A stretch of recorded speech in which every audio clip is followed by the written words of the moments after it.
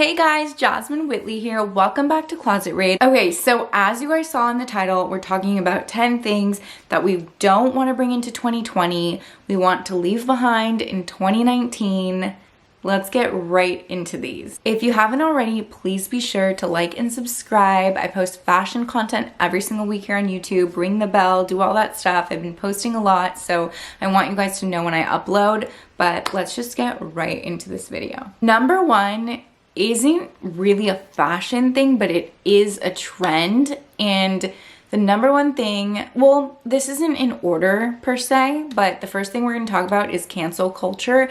That needs to be left behind in 2019. It is just toxic and it is just so extreme, and I just don't agree with it. So cancel culture is something that we don't want to bring into 2020, and that's just that. We're going to leave it at that. The next thing I feel like should be left behind are bucket hats. I just feel like they're very unnecessary.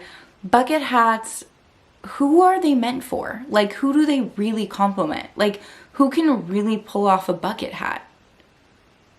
Comment down below. I feel like nobody's gonna disagree with this one, but bucket hats are off the list for 2020. You guys, this has been a controversy because this year I've said I've loved it. Well, no, I haven't said I've loved it.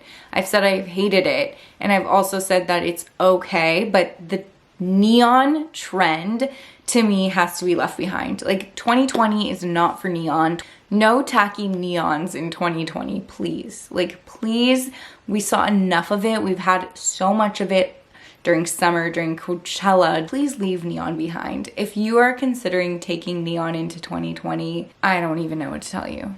Next up is the tiny glasses trend. Also completely useless, as was the bucket hat.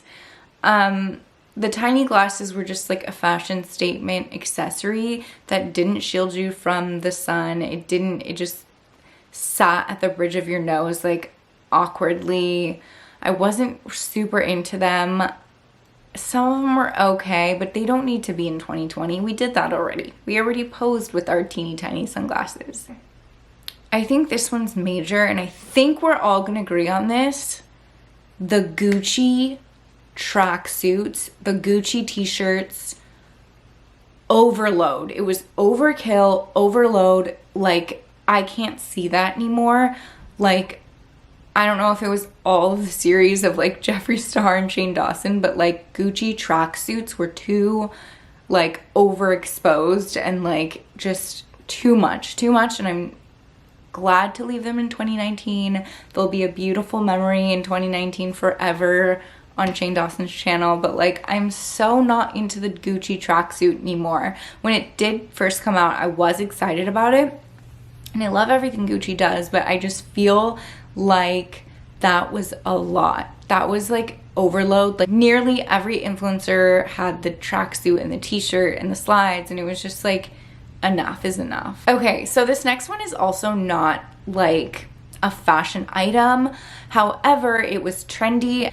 The term detox, like detox teas, detox like cleanses, detox, like no more of that in 2020. Just like, I'm on the eat intuitively wave, and I'm into that. I'm into the intermittent fasting, but like detox teas, flat tummy teas, all of that needs to just not proceed. Like, that's just, let's leave that behind and pretend like we never did a detox. Next thing I want to talk about might be controversial, but I feel like we should leave heavy glam in 2019. I don't think heavy glam should be in 2020 for day-to-day makeup. I repeat, for day-to-day makeup. If it's red carpet, if it's editorial, if it's a fashion moment, if it's a huge event, if it's New Year's Eve, go crazy. But like day-to-day, like daytime, like noon, and you have like a cut crease, full beat, I don't think it's necessary. I don't think it's cute. I feel like it ages so many people. Like, it's just can't be good for your skin every single day. Like, let's lighten up the makeup in 2020, people. Like a natural, like sun-kissed, dewy, pretty, soft glam. I know, I feel like a lot of these are actually beauty trends as well, but the reason I'm including this next one on my list is because it's like so hypocritical. Like, I'm into filler and Botox and plastic surgery. I think it's great, but all in moderation. I don't think you need to be getting a procedure every single month, like tightening this and doing that and tucking this, and like, I feel like it's too much. And Dr. Rivkin, shout out to Westside Aesthetics, posted on his Instagram this little, like, I guess meme, and it was like 2000 and whatever, like 2009 or 8 or something, and then like 2019, and like 2019 everyone looks the same. And I feel like it's so true. Like, everyone's trying to have that like snatched, gorgeous, pretty Armenian Kylie Jenner look, but like, we're not all that. Like, let's embrace our own natural beauty in 2020. Like, I'm not saying the Kardashians aren't beautiful, but I don't think we all have to look like them. Like, we can all look like ourselves, right? Like, embracing yourself in 2020. And lastly, I feel like the last trend that we should leave in 2019 is buying fast fashion irresponsibly and not thinking about sustainability, not thinking about what you're actually purchasing. Will it fit into your wardrobe long term? Making better choices, like being smarter, being smart with your dollar, knowing what you're supporting, knowing what you're doing for the environment, for the fashion industry. I think it's just like really, really, really important to do more research, to learn more, educate yourself. I think 2020 is the year where we stop buying disposable clothing. I think that we need to have pieces in our closets that are timeless, that we invest in. And I'm not saying you need to go out and buy like some bougie wardrobe and have Fendi this and Prada that. Like, that's not what I'm saying when I'm saying invest in pieces. I'm saying don't just buy something to wear to a party and then like you're done with it. Be more thoughtful with your fashion purchases in 2020. Okay, lastly, I just want to talk about a few things that I want to see more of in 2020. I feel like the blazer trend is one of my favorites thus far because it's empowering, like a power suit moment, like a good boyfriend blazer, a good fitted blazer, oversized, cropped, like blazers, more like structured silhouettes. Like, I'm excited for more blazer looks in 2020.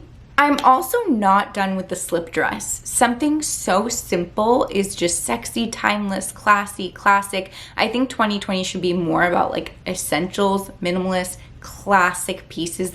And of course, high-waisted. I don't really want to see low-rise come in, partially because I really don't think that I'm never one to be like, oh, I can't pull that off, but like legit, I can't be wearing these like low rise jeans that like your whole stomach is out. Like, I'm not toned for that. So I feel like high-waisted needs to be something we keep seeing in 2020. Please let me know if I missed anything. Comment down below the trends that you would love to see stop in 2020, or comment on your favorite trend of 2019. I hope you guys have the most wonderful New Year's Eve and kick off 2020 with an amazing start. This is so cheesy, but write some resolutions down. Like, I love a new year. It's like a feeling of a fresh start, and I think it's gonna be a good one. Thank you guys so much for supporting me, coming along on this crazy fashion journey with me. There will be so many fun videos this year, so thank you guys again, and I will see you guys very, very soon. Bye.